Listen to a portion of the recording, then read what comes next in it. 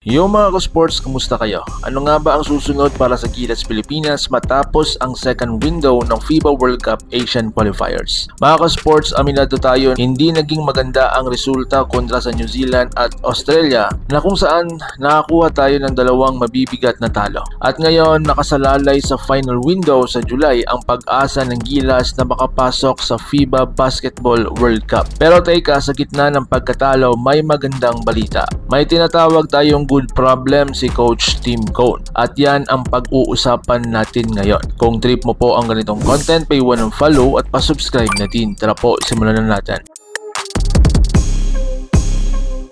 Mga ka-sports, sa final window, inaasahang mas malakas ang Gilas dahil posibleng magdagdag sa lineup ang tatlong malalaking pangalan. Unang-una dyan si Kai Sotto, Mike Phillips at Justin Baltasar. Ngayon ang tanong, sino ang papasok sa Final 12 at sino ang kailangang umupo? Yan ang masarap pero mahirap na desisyon kay Coach Tim Cone. So ngayon mga ka-sports, kay Kai Sotto, kailangan ba talaga siya? Unahin natin si Kaiju. Kasama siya sa original 12 ni Coach Tim Cone pero hindi nakapaglaro nitong second window dahil nga sa issue sa kontrata. Hindi pa daw siya fully committed dahil may professional obligation. Pero kung magkakaayos ang kontrata, napakalaking tulong ni Kai. Against New Zealand at Australia, kitang-kita natin ang problema ng Gilas sa interior defense at rim protection. Kailangan natin ng legit 7-footer na kayang tumapat sa malalaking bigs ng Oceania teams. Kapag kasama si Kai, may rim protector tayo, may inside scoring option, may extra spacing dahil at kaya niya ring tumira sa labas. Pero ang tanong, magiging available ba siya sa final window? Dito naman tayo mga ka-sports kay Mike Phillips, ang enerhiya na kulang. Ito ang pinaka-exciting development. Inaprubahan ng FIBA si Mike Phillips bilang local player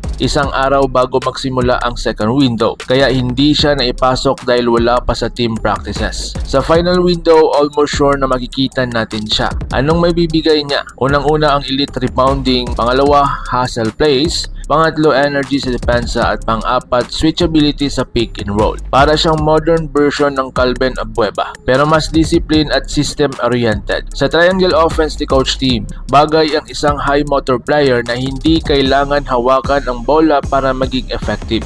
And lastly si Justin Baltasar, the stretch big ng future. Si Balte naman ay isa sa pinaka-versatile na bigs ng bagong henerasyon. Stretch big na kayang tumira sa labas, maglaro sa high post, mag-facilitate, mag-switch sa depensa. Sa international game na mabilis at space out, swak ang skill set niya. At tandaan, sa FIBA game, mahalaga ang big na may shooting. So ngayon mga ka-sports, ang pinakamalaking tanong, kung papasok si Kai, Mike at Balte, sino ang lalabas? Diyan papasok ang good problem ni Coach Tim. Mas marami siyang options, mas malalim ang front court, mas flexible ang rotation. Pero kailangan niyang balansehin ang experience, chemistry, system familiarity, defensive matchup kontra Australia at New Zealand. So ngayon mga sports, preparation ang susi. Isa pang mas malaking issue kaysa lineup, preparation time. Noong nagkaraan, kulang sa cohesion ng Gilas, halatang hindi pa kabisado ng lahat ang triangle offense. Kapag nabigyan ng mas mahabang preparation, mas magiging fluid ang offense, mas magiging solid ang rotation, mas tataas ang confidence. At kapag kompleto ang rooster, mas magiging dangerous ang Gilas. Kahit pa Australia ulit ang kaharap. So ngayon mga sports, hindi pa tapos ang laban.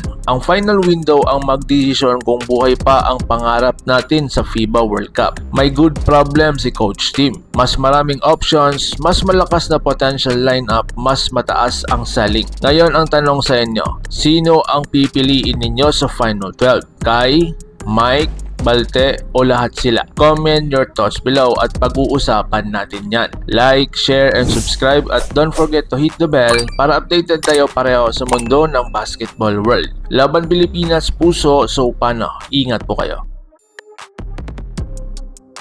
Mga ka-sports, kung hilig ninyong bumili ng mga Gilas jersey, Gilas accessories at mga gamit na pang basketball, habang nanunood po kayo sa aking mga videos, kindly check this basket on this lower part ng ating video at magpa-pop up yung ating mga items sa gilid. Mga legit po yung mga items dyan and see to it po na makabili po kayo ahead of time kasi meron po yung mga discounts and mga promos depende po sa seller. And also, kunting suporta din as a content creator po. Salamat!